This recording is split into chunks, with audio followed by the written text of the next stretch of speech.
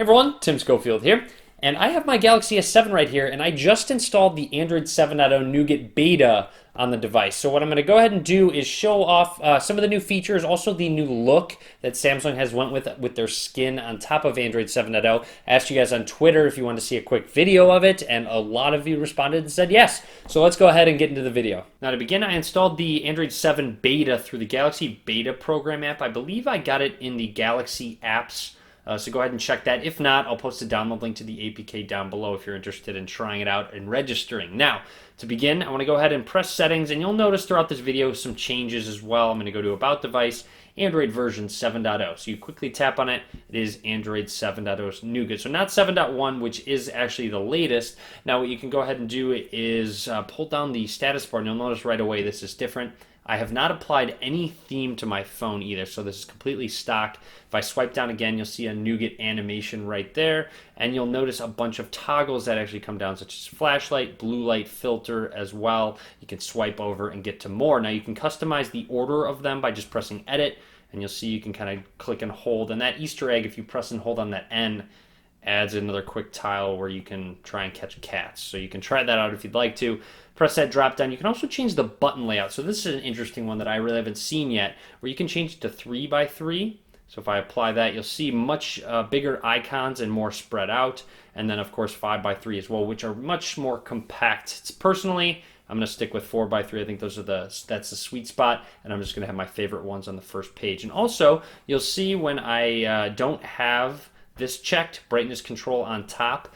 When I'm in this mode where I just have the quick toggles up top, there's no brightness control there. However, when I check it, you'll see brightness control gets added to those quick toggles when I only swipe down once as well. Now you'll notice there's a quick notification settings button right there where you can go ahead and quickly change specific notification settings per app basis.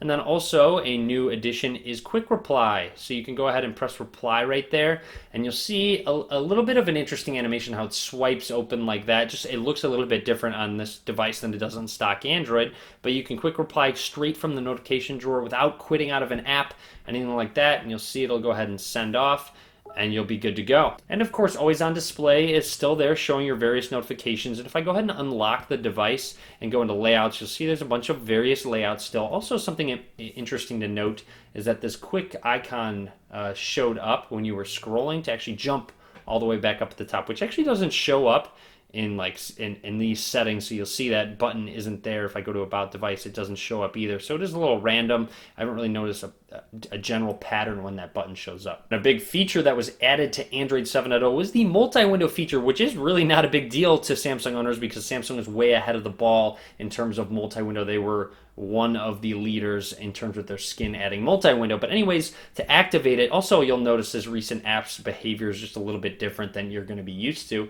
But to activate it a couple ways, you can press this little icon right there. You'll see it goes up to the top, and then you can go ahead and activate just another app. You'll see that one doesn't support multi-window, but you can also press and hold the recent apps, and you'll see of course it says this does not support multi-window. But this brings me to a feature I use all the time that was added into Android 7, which is kind of like an alt tab where you press the recent apps button, press it again, loads up that last app, and it's just a kind of a quick way to multitask back and forth between apps. But if I'm in an app that does multi-window, I can press and hold, and it's going to go ahead and load up my recent apps again. If I can go ahead and load up another one down at the bottom, and of course you can resize these two windows. Looks like they kind of got rid of the switching one. If you do want to back out of it, you can. And there's that arrow again, so you'll see that pops up when I'm in notifications, but doesn't pop up in this scrolling one. But if I back out of one, it's going to load the other one in full screen. Also, if I press and hold the recent apps button, go into multi-window again, and I press the home button, it'll kind of save that multi-window going on, and you'll notice that it's up at the top. So if I press recent apps, it'll load that multi-window back up. The last thing I want to talk about is a couple display options. Now, if I go to display and home screen, you'll notice you can change your screen resolution on the fly without having to reboot. So if I apply, there we go, I changed my screen resolution to 1080p from 1440p. It does kind of need to restart a little bit. And also I can change it down to 720p even. This will obviously improve battery life, so that's a quick option that you can customize and save battery life on your own. Now I also want to make note, I'm in bump it all the way up to 1440p again, let it restart.